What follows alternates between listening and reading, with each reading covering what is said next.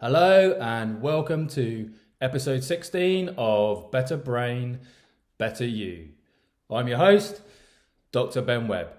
I'm so glad that you could join us today because we've got a special episode for you in which we're going to be discussing the inner workings of the female brain. And we're lucky to be joined today by neuroscientist Dr. Sarah McKay, and we're going to talk to her about her wonderful book, Demystifying the Female Brain.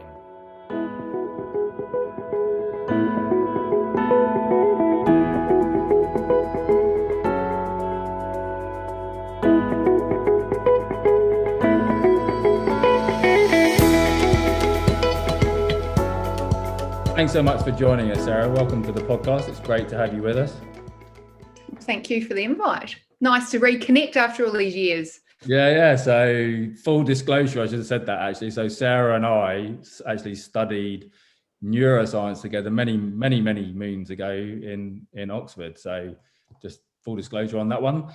So yeah, I love the title of your book. So Demystifying the Female Brain. I know that it has, because we've discussed it has different titles in different countries and continents, but it sort of implies that women's brains are perhaps kind of difficult to understand, or at least need explaining a bit better or more clearly. But I kind of imagine we're way beyond the sort of notion now that men are from Mars and women are from Venus.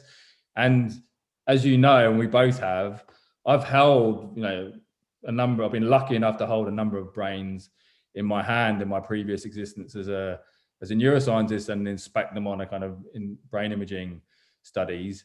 And a male and a female brain are sort of anatomically indistinguishable. So,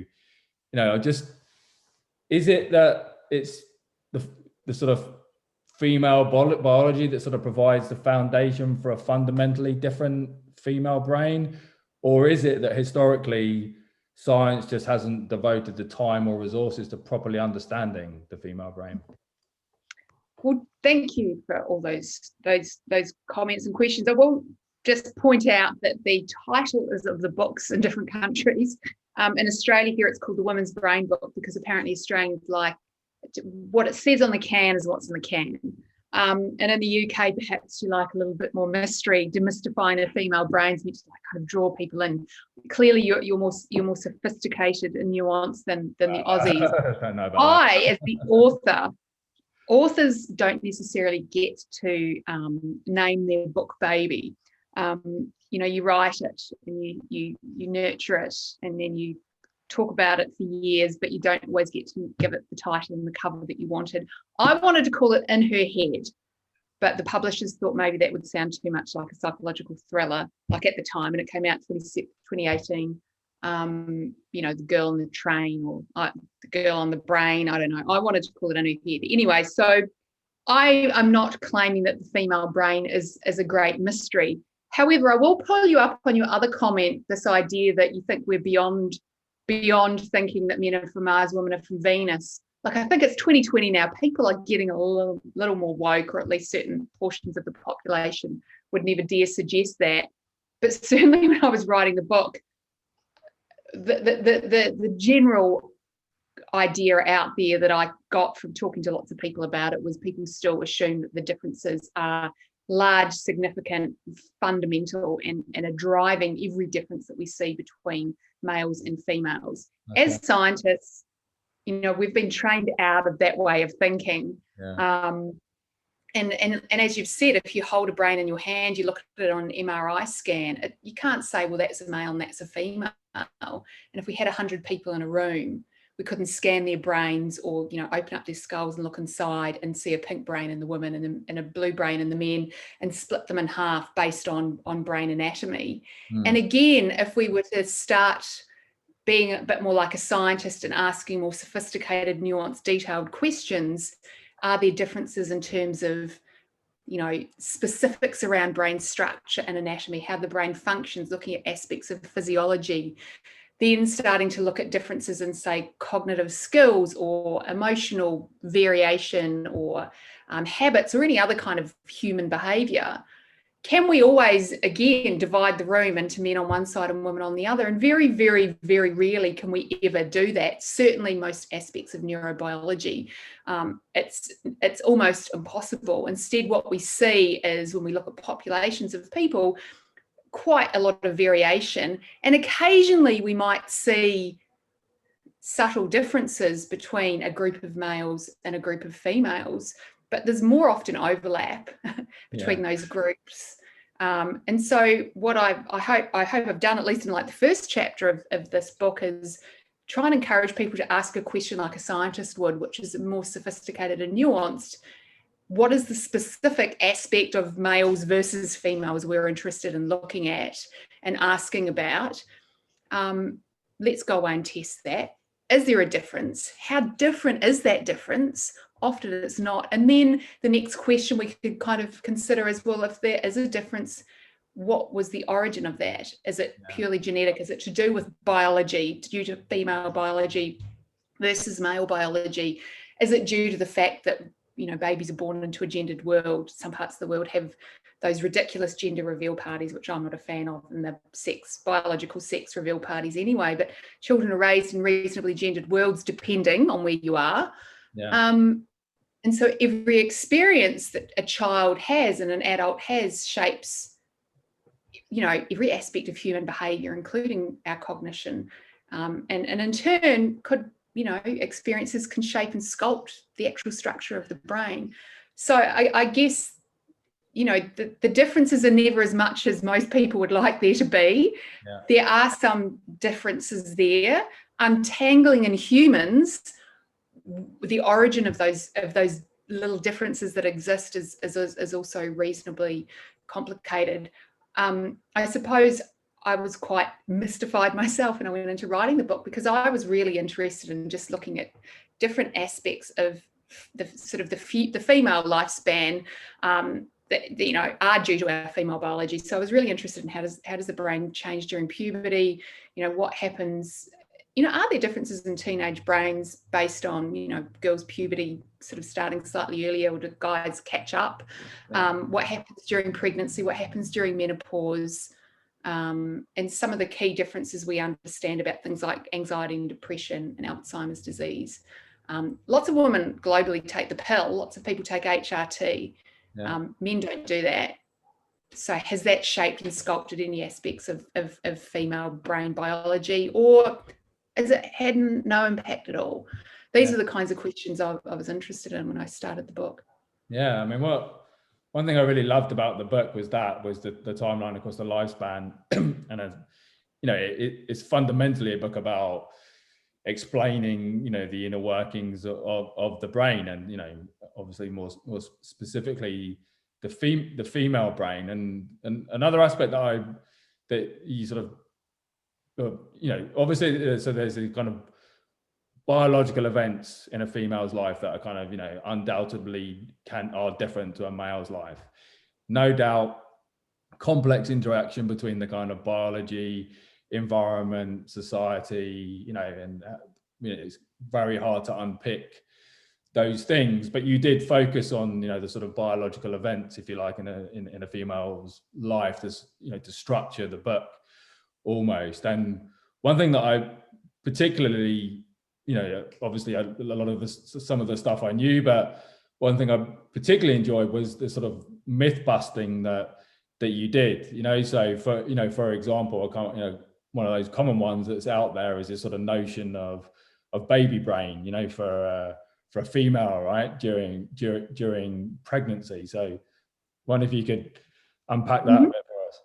Yeah, sure. Baby brain's one of the big ones, and like many I found, you know, we can talk about PMS as well. There's lots in menopause. A lot of these notions are quite cultural as well. Depends where you are in the world, where you talk about them. And I'm a Kiwi. I grew up in New Zealand. I always say we don't do baby brain in New Zealand. No. I honestly live in Australia now after I moved here from the UK.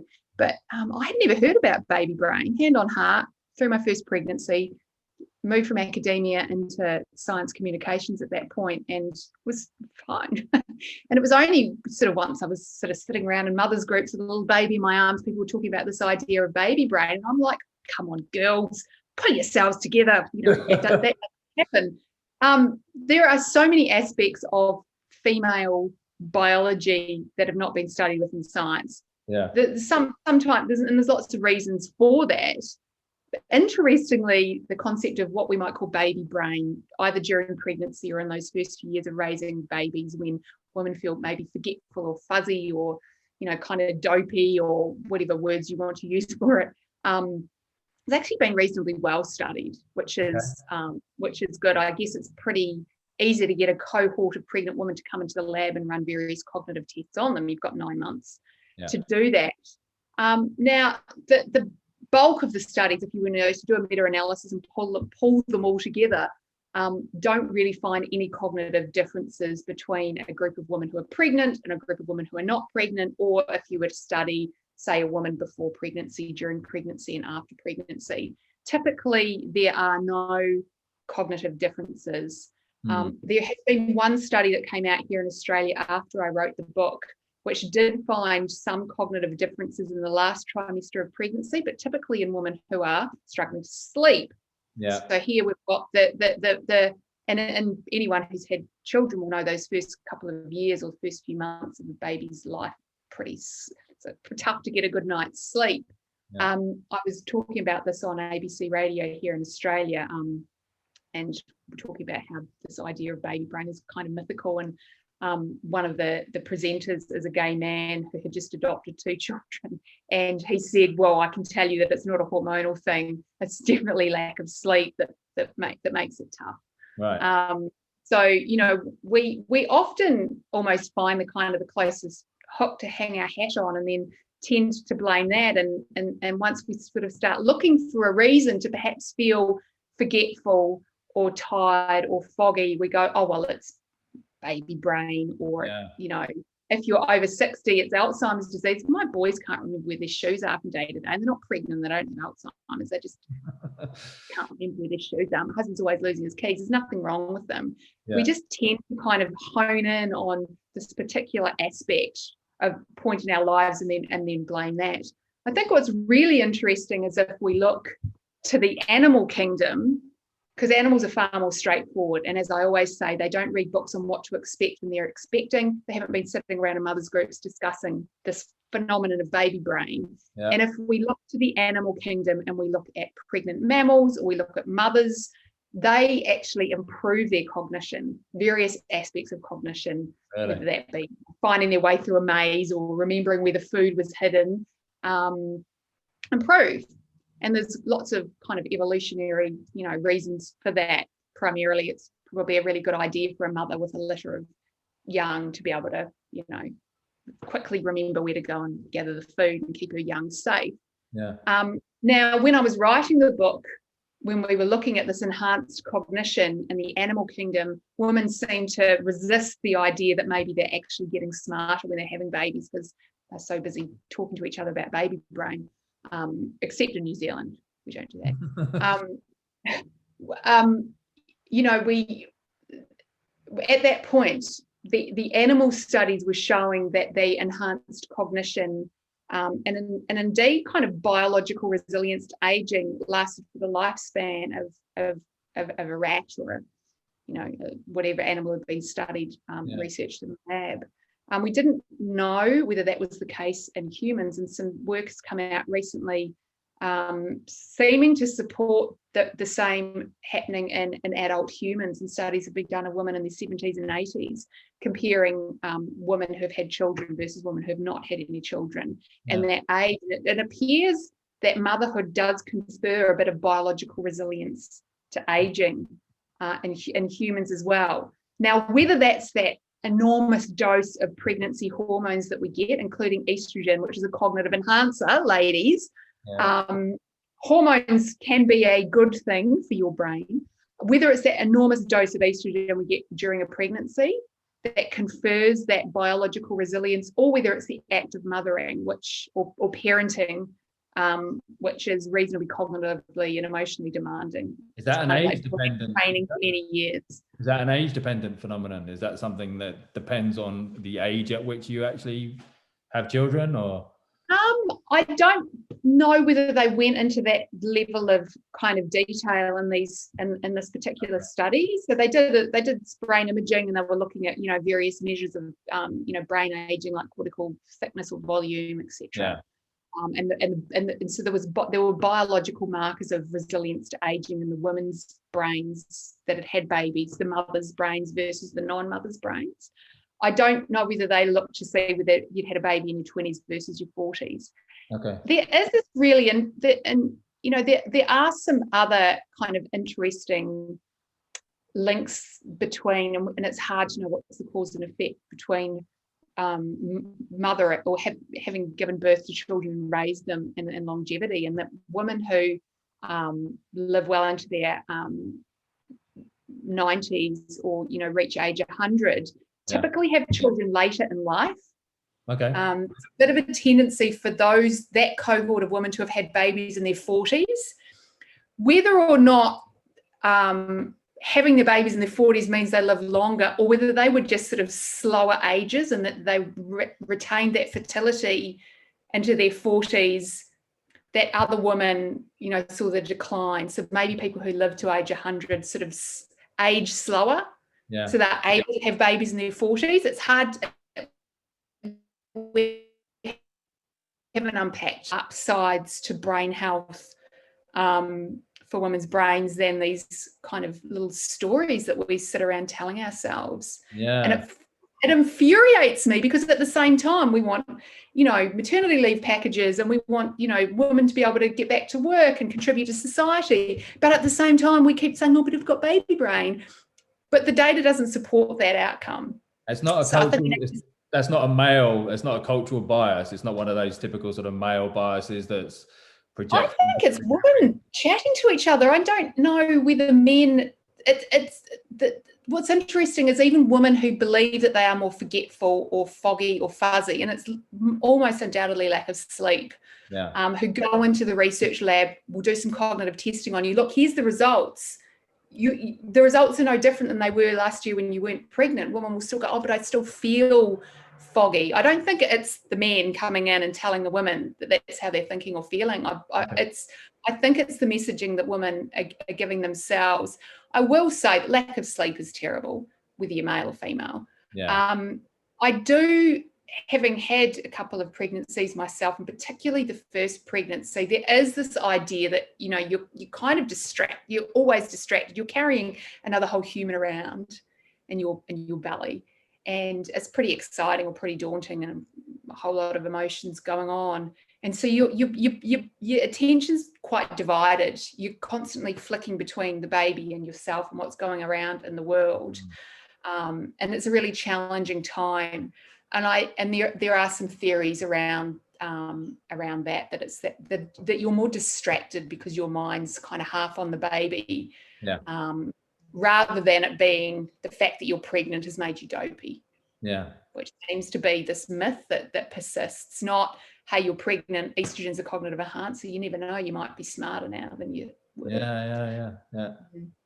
I mean, it's one of is one of many, isn't it? So those myths that are out there. I mean, another one is this sort of notion. I mean, it seems neuroscience, particularly in the sort of public sphere, seems to be sort of rife with the sort of notion that the teenage brain is a kind of sort of raging hormones, and that's what drives this kind of sort of irrational and kind of risk-taking behavior, even though you actually often don't see that much risk-taking behavior, particularly in girls, and more so in boys. But I wonder if you could unpack that for us a bit as well. So because generally speaking, the notion that hormones are contributing throughout the lifespan, it's a sort of thread through your whole book, and their actual relative role compared to the other factors that you've also alluded to is a big question, right?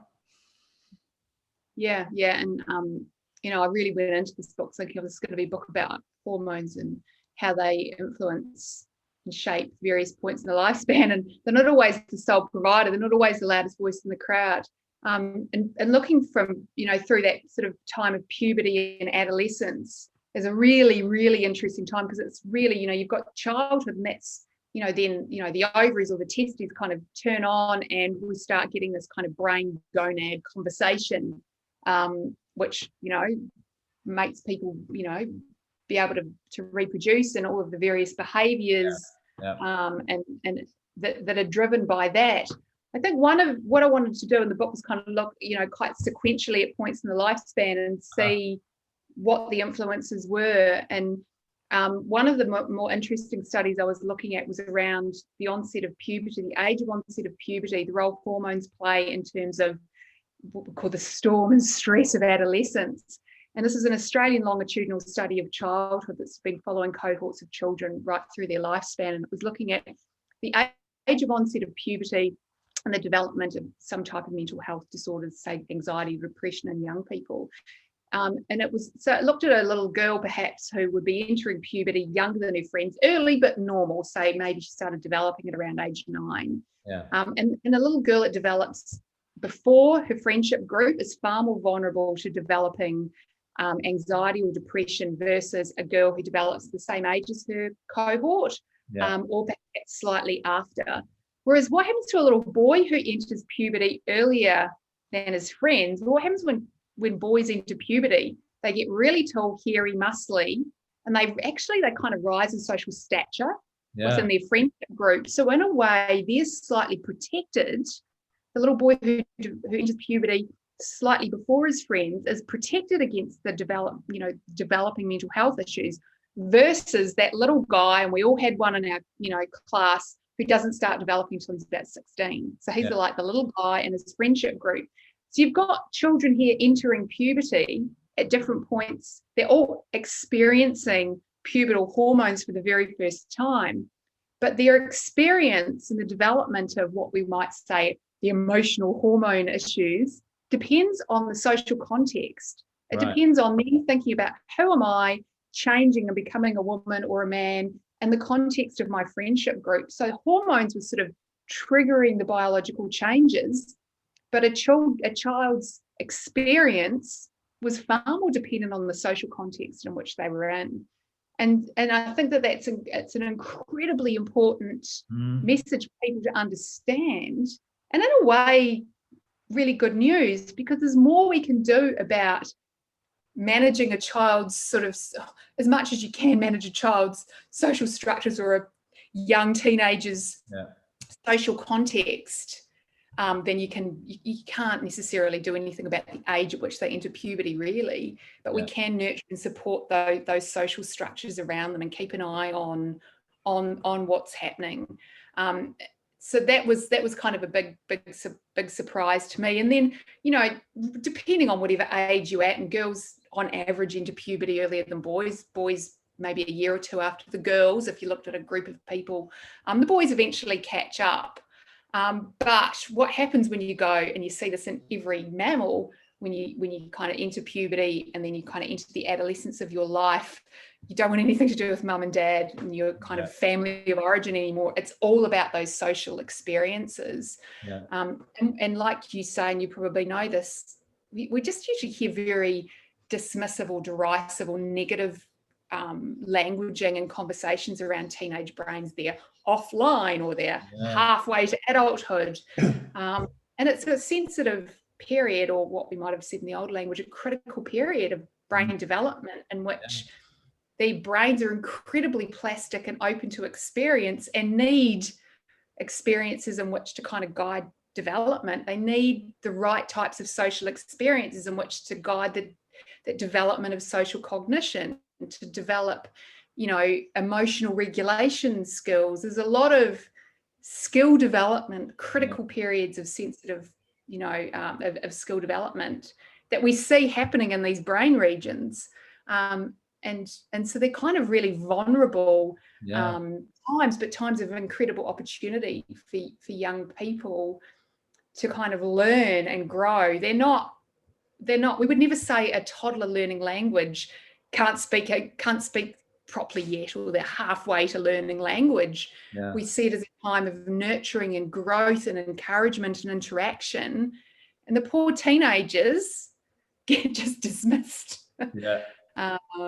It's just one of these confusing times, isn't it, for excuse me, for teenagers and their parents, because they're neither children, they're neither adults, and their parents often don't understand that, and they still need this nurturing, but then they also need to be left to be independent as well, and trying to work out when when to do that. You need to nurture without them noticing.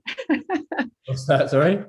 You need to nurture them without them noticing. Exactly. Yeah, that's a good way of putting it. So I always say keep the nest lined, keep it warm and filled with baking.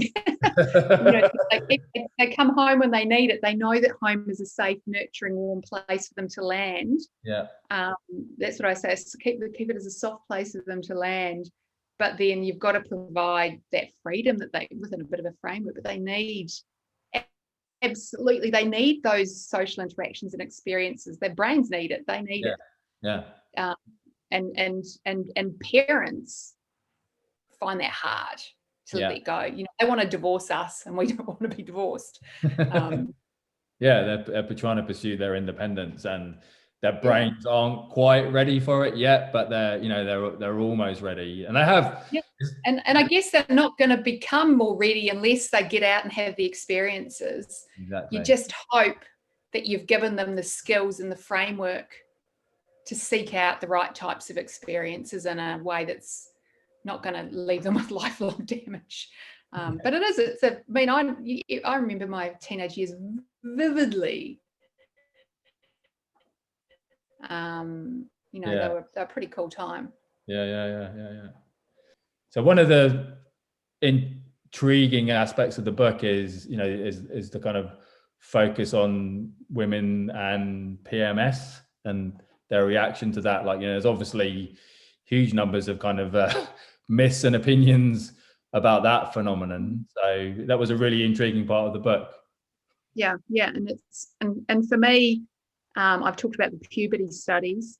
Was a real kind of shifted my thinking in terms of a lot of aspects of what influences and shapes and sculpts women's brains. So I wanted to take a look at how hormones over the monthly menstrual cycle change how we think and feel. And so I went and looked at all of the studies of cognition over the course of a month, and there's nothing going on. Women perfectly able to remember and make judgment calls and plan and be strategic. Doesn't matter what day of the month it is, which is why we can, hold jobs.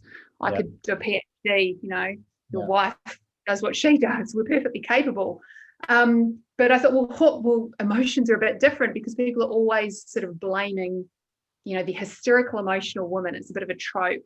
And women are always talking about PMSing and whatnot. So I thought, that'll be an interesting study of hormones and emotion.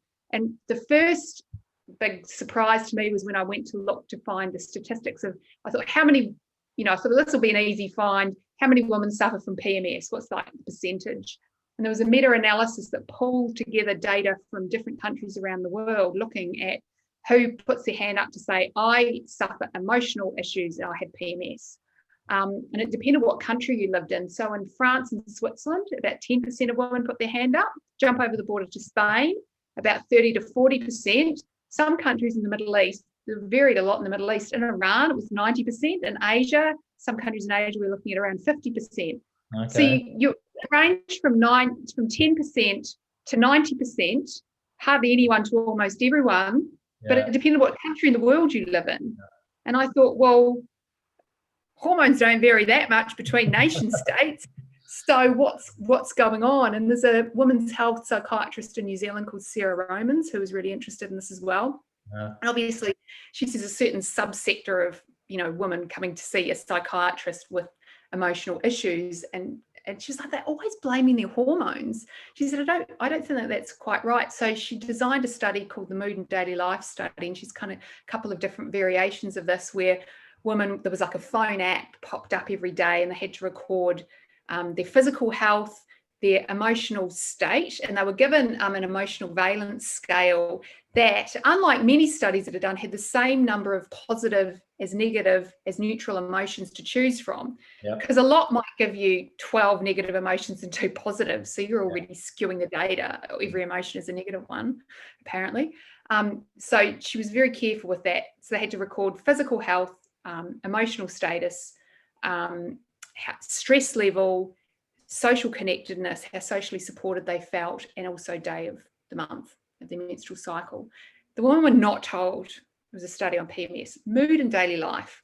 There was various variable data that was being gathered. And when all the data was crunched, it turned out that only 1 to 2 in 20 women showed any clear emotional variation based on hormonal data. Okay, so they were much more like French, extreme French version than Iranian women. And then when you repeat that study and you say to women, we're studying mood, we're studying PMS, you get quite different data. So when you're priming people into thinking it's a study on PMS versus not, you're getting very, very different data in, which was fascinating. So I was talking to Sarah about this, and I said, well, you know, sort of tell me more. I mean, is this sort of, you know, women's lived experiences aren't accurate or whatever? She said, oh no, it's really important to look at what were the strongest correlations with emotion, and it was physical health, level of stress, but most significantly social support. So as she jokingly said to me, they were far more likely to be angry and upset that their husband didn't take the bins out than the fact that their period was due in a couple of days. And so what she does is try and work to educate women that, again, hormones are important, and there were a subsection of the population who were vulnerable to hormonal shifts, and they're the women who are far more likely to have mental health issues. They're the women who are far more likely to develop mental health issues after they have a baby. They're the women who suffer more going through menopause. They are far more hormonally vulnerable. But it was these other aspects, in particular the other people around us, that are more influential over our emotions than our hormones. And so for me, that was an enormous kind of revelation, and I think a really good one, because it gives women far more agency over their emotions. And then they think we're told, oh, we're in this hormonal roller coaster, you can't do anything about it, you're going to get cranky and angry and grumpy the week before your period. Well, maybe, you know, you're not. Maybe we've got far more agency over our emotions, and we know we do from the perspective of neuroscience. They're not driving the car. They're just, you know, hormones are in the back seat. So that aspect of, you know, of hormones, I think, is, you know, and the way they interact with our brains, the female brain, and the way they interact in different ways at different points in your lifespan is really interesting. And moving sort of a bit further on to slightly later in life, something that I've just really learned loads more about very, very recently is a sort of whole perimenopausal kind of region, you know, of life for a female, and how, in terms of brain function anyway, how incredibly complex that is. In fact, when I first started writing the book, my book agent said, why do you write a book on menopause? And at that time I was 40, and I was like, I'm not writing a book about menopause, that's what my mum once did. Well, now I'm 45 and a half, so it seems more relevant. But I do think that our generation is very fortunate, because we have so much more information now about what's going on from a women's health perspective, and especially compared to, you know, 20 years ago, when a lot of the women's health studies were coming out and people were completely freaking out about the use of HRT, etc., and the effects that was having on women's health. So I'll probably talk about that first, and then talk about what we understand about dementia and Alzheimer's, because that's kind of hopefully 50 years beyond any woman's experience who's in perimenopause. But we never really used to talk about perimenopause. We used to talk about menopause as if, you know, you had your last period and that was it, and then you're menopausal, you know, kind of dried up, you know, wrinkly. It was all very unfortunate, and it seemed to be something that happened to very old people, and we didn't ever really want to think about it. And there was probably a bit of a taboo about it. Now we understand that perimenopause, and I mean, it could last for 10 years, that those years leading up to the menopause, up to a woman's last period, when instead of if you had a healthy monthly natural cycle of, you know, this kind of communication between your ovaries and your brain, this HPO axis, and a healthy monthly menstrual cycle, sort of starts stopping and starting, and that nice flowing conversation sort of starts to wind down, and it's driven primarily by the ovaries just getting older and running out of eggs. And then the brain then kind of having to almost wean itself off those wonderful hormones, and in particular estrogen and progesterone. And many women do suffer lots of what we would call menopausal symptoms in those years leading up to the menopause. The most common is hot flashes or hot flushes, and also night sweats. There's a bit of a chicken and egg scenario that we don't yet know. Are some of the other effects that we see, particularly cognitive effects and emotional effects. So feeling again brain fog or fuzziness, or perhaps feeling more emotional. Is that primarily due to these kind of fits and starts and the roller coastering of hormones before they tramline? Or is it some knock-on effect perhaps of night sweats, meaning you're waking up, so you're not getting a good night's sleep, so you're not as well emotionally regulated, so you're more vulnerable to develop depression? It's really hard to know what the chicken and egg scenarios are, and is it primarily driven by the changing levels of hormones or not? The studies that have been done looking at hormone replacement would argue that it is a lot of it is driven by hormones. So if you use a hormonal supplement, or we used to call it HRT, hormone, I don't know what the current language is in different parts of the world around that. But if you were, say, to treat hot flashes or hot flushes with hormone therapy, often you see a lot of the other issues resolve. Now, that's not always a safe option for every woman, depending on her family history, or depending on perhaps, say, her breast cancer history or various other risk factors. But 2020 now, we have a really different attitude. Well, not necessarily a different attitude, but we have a lot of good evidence around the use of hormone replacement therapy to treat perimenopausal symptoms than we did 20 years ago, when the women's health studies that were being done, and there were a number of them, that started to show that women who were taking hormone replacement therapy were at increased risk of a lot of different health issues, including cancer, various cancers, heart, cardiovascular issues, etc. What's really interesting is when and they say something about half women around the world just suddenly stopped taking their hormone replacement therapy.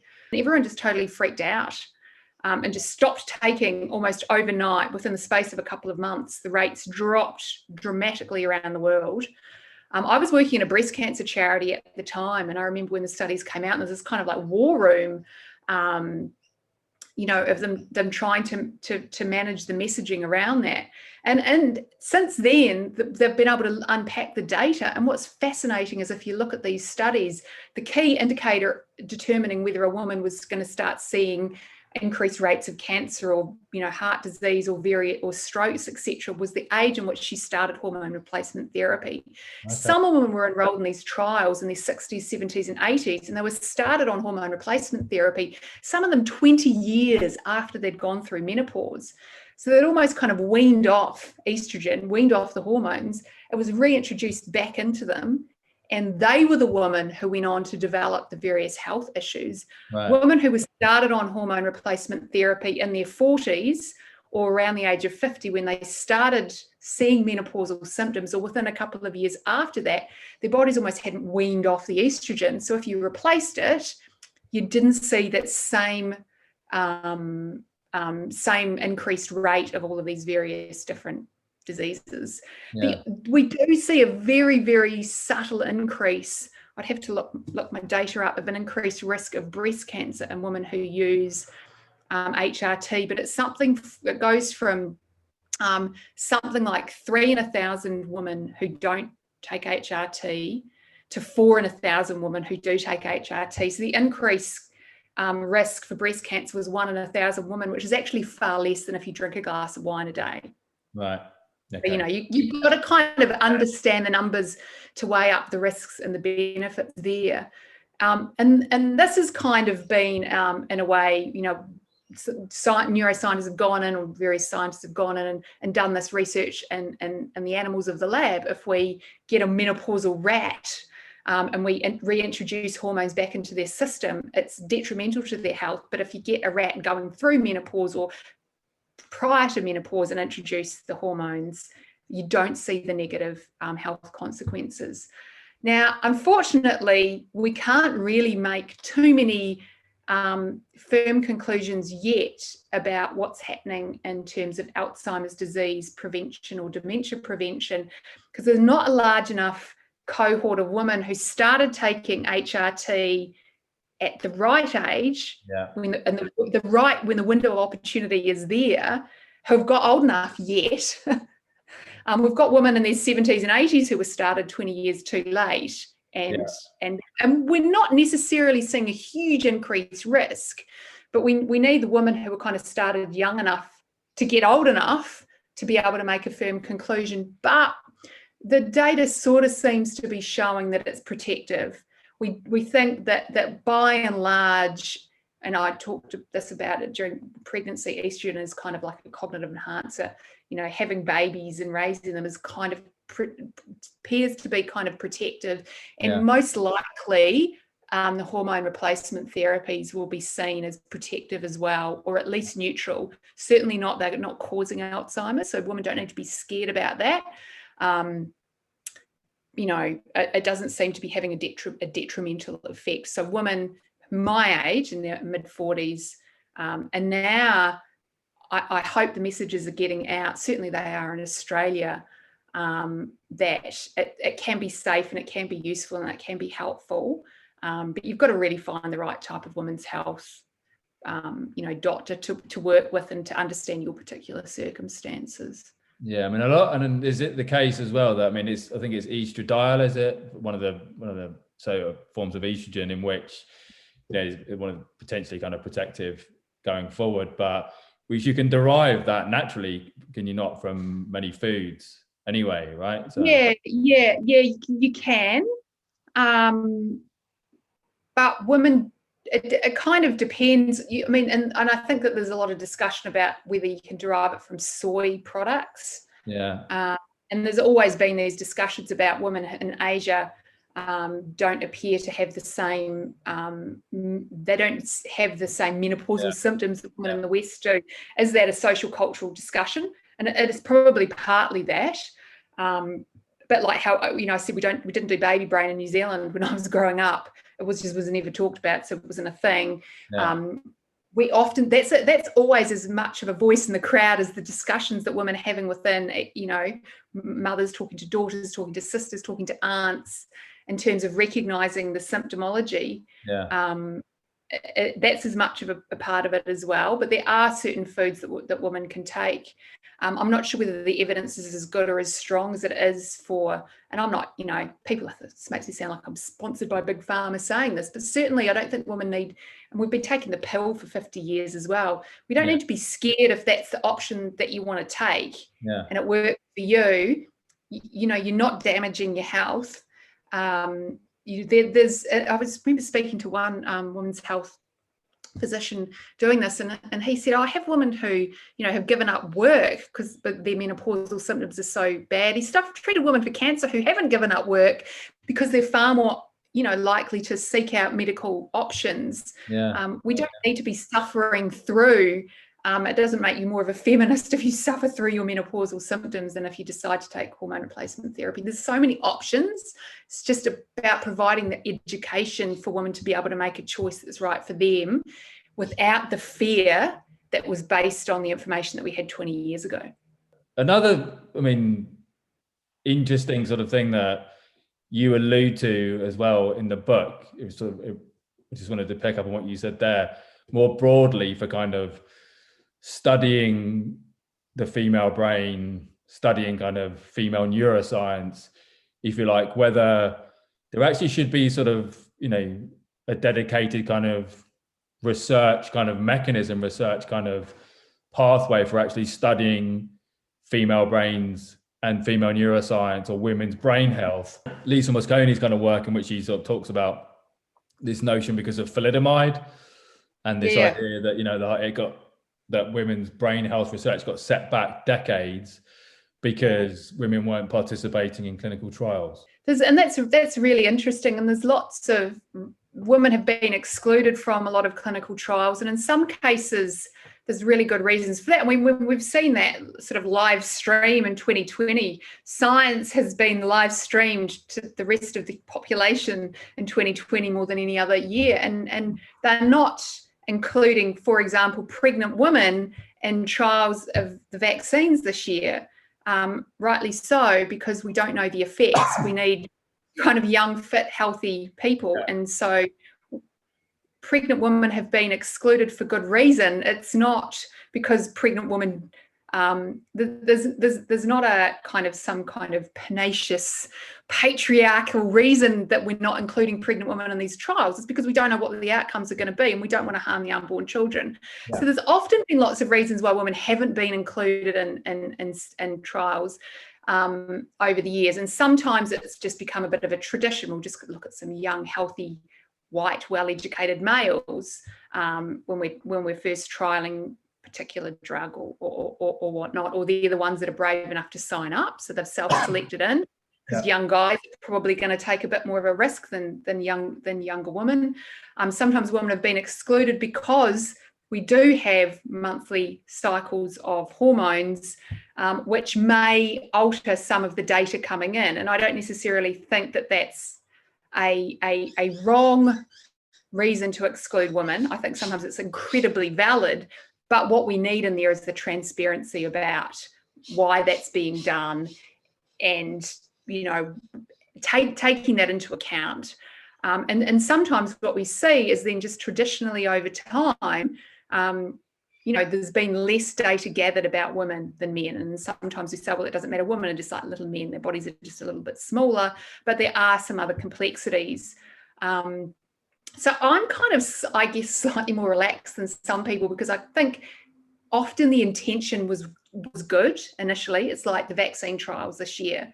Yeah. I don't think that there's a negative intention or some, you know, non-feminist intention for not including a pregnant woman in a vaccine trial. Like, I wouldn't be volunteering. Most women would not. But we need to be transparent. We need to understand why and how this is being done, and what are we going to do to kind of take it into account going forward.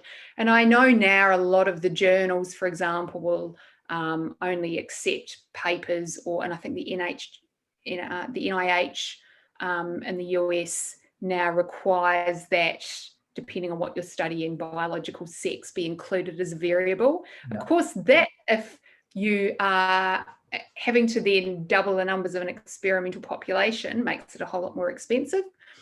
There may be reasons to do that are absolutely important reasons not to do that. I guess what we have seen is that there are some issues that have kind of over time sort of, snowballed. And it has had negative effects on women's health.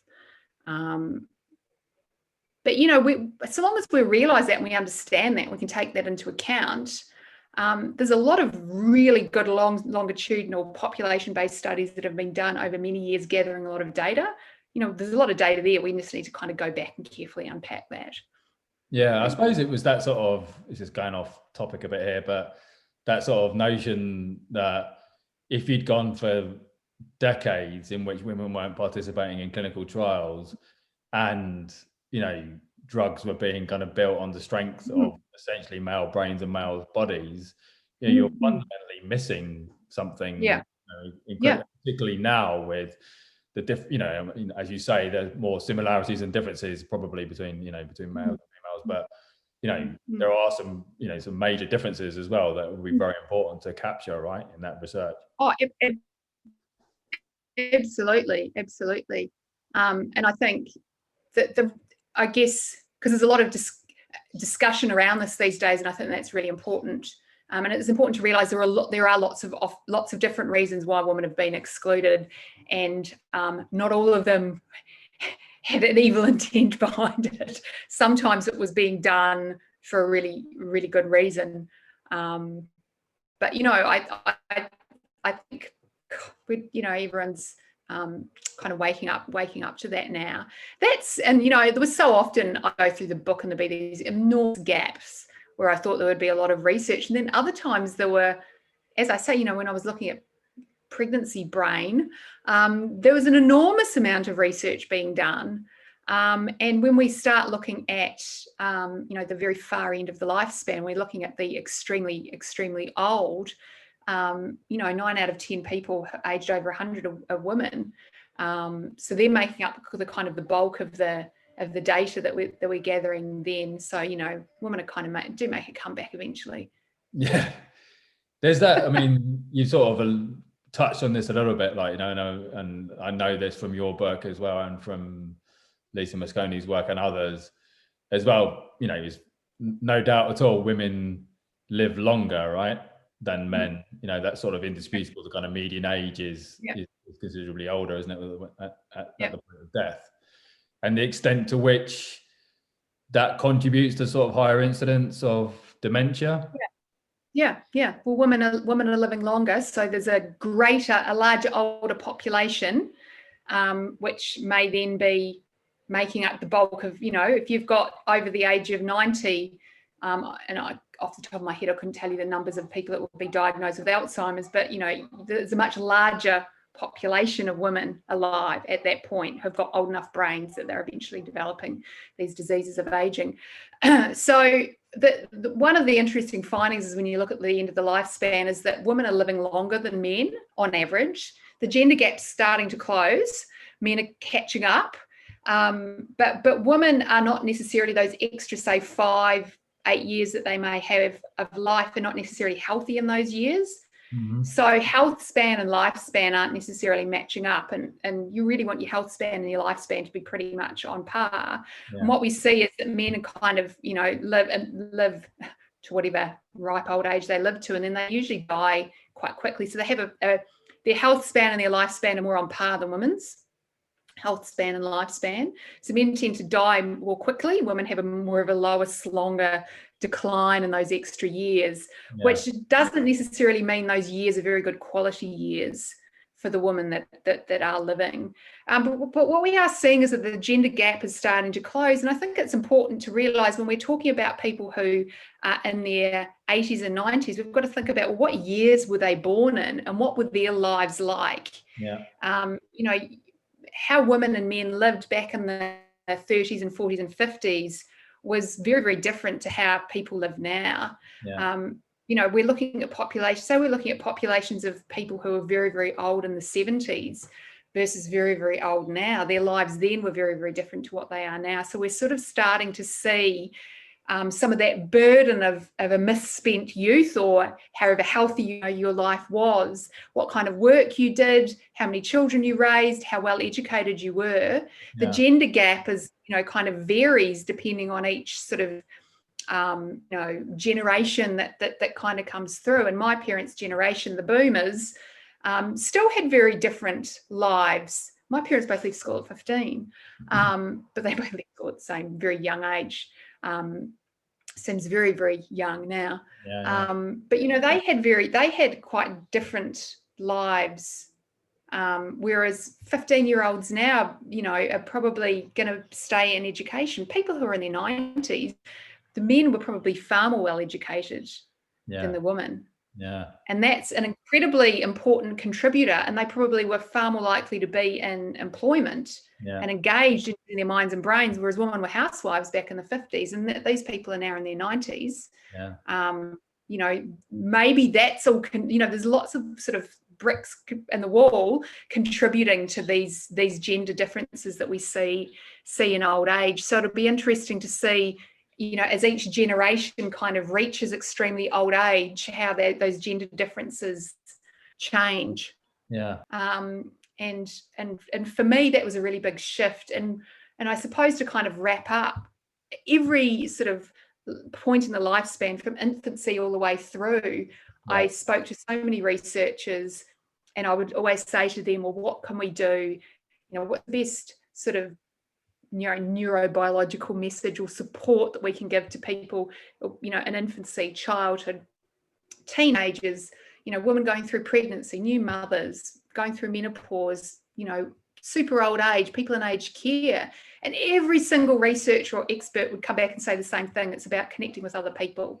It's about providing a new mum with the right social support networks. It's providing the right social support structures and guidance and mentoring to young people going through puberty or at high school. It's about, nurturing the newborn baby. It's about giving people in aged care access to the right social support networks and structure, and remembering that that's kind of key.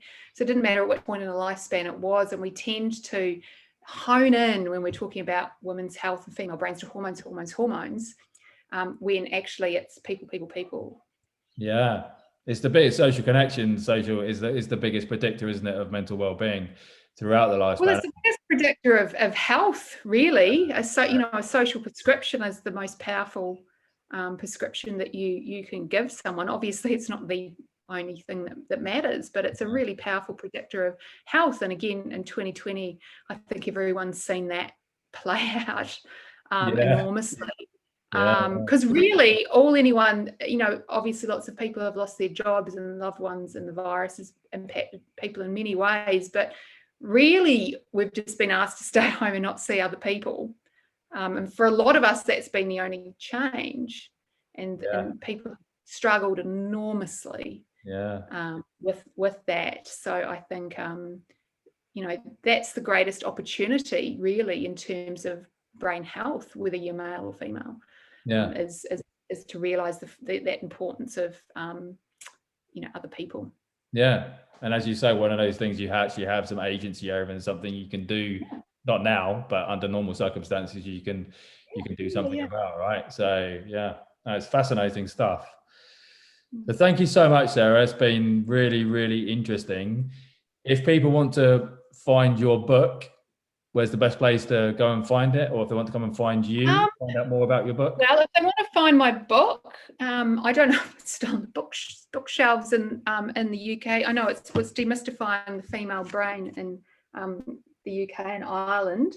All the online bookstores will have it.